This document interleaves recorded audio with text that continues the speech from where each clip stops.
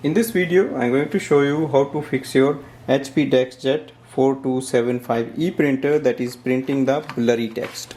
If the text is not clear, then you can follow this video. First step is to switch on the printer and load paper in the paper tray.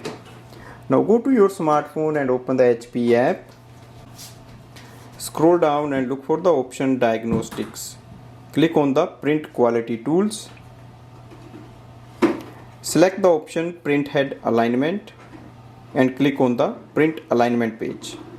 So this will help you to fix blurry effect and your text will become much clear.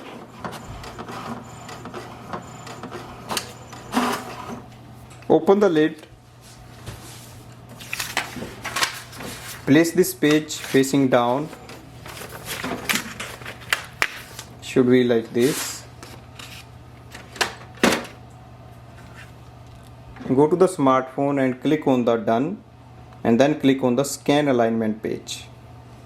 This will take few seconds and then we are ready to use the printer. It will print much better.